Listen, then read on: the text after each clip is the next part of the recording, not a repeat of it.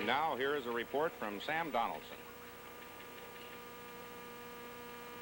Well, Harry, if there is no surprise in the presidency, then the contest this evening that we're going to watch very closely is control of the United States Congress.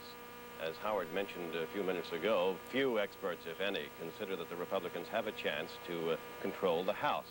It would require a shift of 39 seats in that body. Most people think the Republicans will pick up seats, say, on the order of 12 to 15. Much, however, depends on the coattail theory. If President Nixon does have coattails in some of these states, of course, that could change, and we're going to watch it closely. The real battleground, then, may be in the Senate. The Republicans have to pick up 5 seats to control the Senate. There are 33 senators up this year, and the Republicans have a chance, according to some, to pick up those 5 seats, which would mean that Vice President Agnew, assuming that he is reelected, would break the tie and would enable the Republicans to organize the Senate. Let's take a look at some of the Senate races that, according to the pollsters, were just really too close to call going into this election day. They were just toss-ups, and the first one is in Rhode Island. Rhode Island, where Claiborne Pell, the Democratic senator, is under a heavy challenge from John Chafee, a former governor. Pell was the man that everyone said, several months ago, was most likely to lose his seat. But the gap has been closed to the point where now the last polls showed Pell just slightly ahead of Chafee.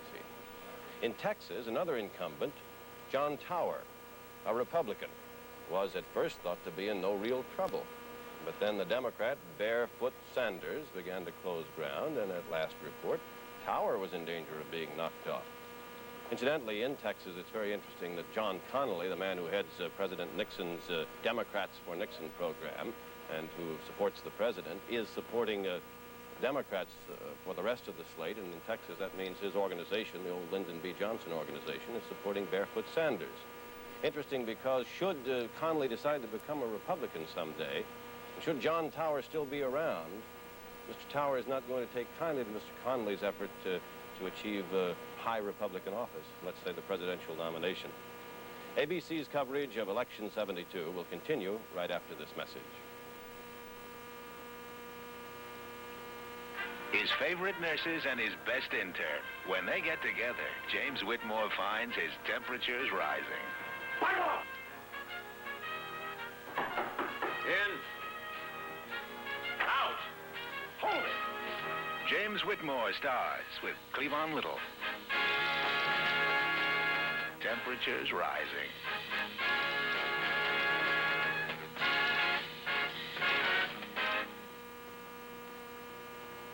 Please at least wait. What's going on here? Oh, Dr. Welby, thank goodness. What do you think you're doing? We're here to help people. Dr. Welby, would you inform your nurse that nobody dies of a broken heart? My God, Mal, how can you be so cruel, so selfish? Oh, please, spare me the self-pity. You made it. Robert Young and James Brolin star in Marcus Welby, M.D.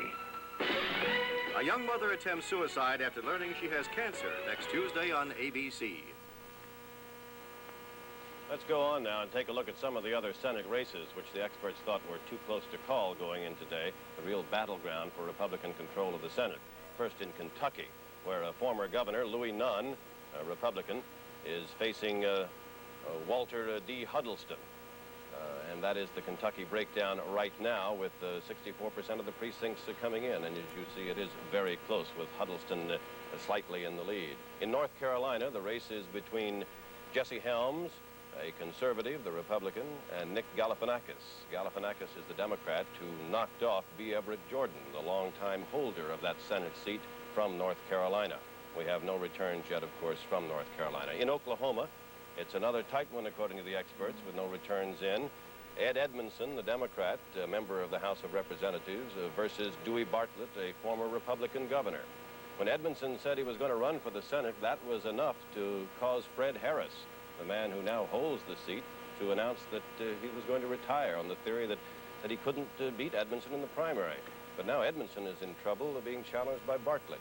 In South Dakota, the race is between James Aberesk, a Democratic member of the U.S. House of Representatives, and Robert Hirsch, his Republican challenger. Nothing, of course, yet from Senator McGovern's home state. The polls have not closed there. In Idaho, another close one, according to the pollsters. James McClure, a Republican, a member of the House of Representatives, U.S. House, versus William Davis. And those percentages that you see now obviously are wrong, since we have no precincts reporting yet from Idaho. In New Mexico, another tight race was forecast. Pete Domenici, a Republican from Albuquerque, who used to be the city manager there, versus Jack Daniels, an insurance salesman from Hobbs, New Mexico. Daniels is a very wealthy man, apparently over $1 million by his own estimate, his net worth. And he's running against Domenici in what at once was thought to be a seat the Republicans could pick up. Clinton Anderson is retiring. He served for 4 terms as a Democratic member of the U.S. Senate from New Mexico, but he's ailing and he's retiring. We have a projection now. ABC's decision desk projects that in the state of Georgia, President Nixon will win the 12 electoral votes from Georgia, which means that at the moment, the president is getting 80% of the vote there, as you see, which is no surprise. At the moment, the president has 41 electoral votes total as far as our ABC projections go here in New York tonight. Our projections helped out, of course, by the League of Women Voters and their members who have fanned out across the country in the key precincts to help us bring you accurate and fast information on these states.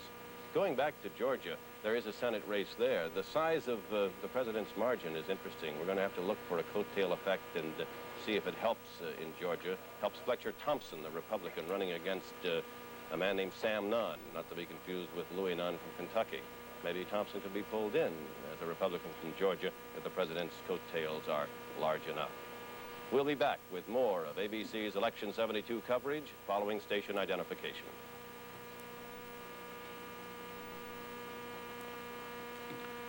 Robert Goulet and Joel Gray guest star on the Julie Andrews Hour tomorrow.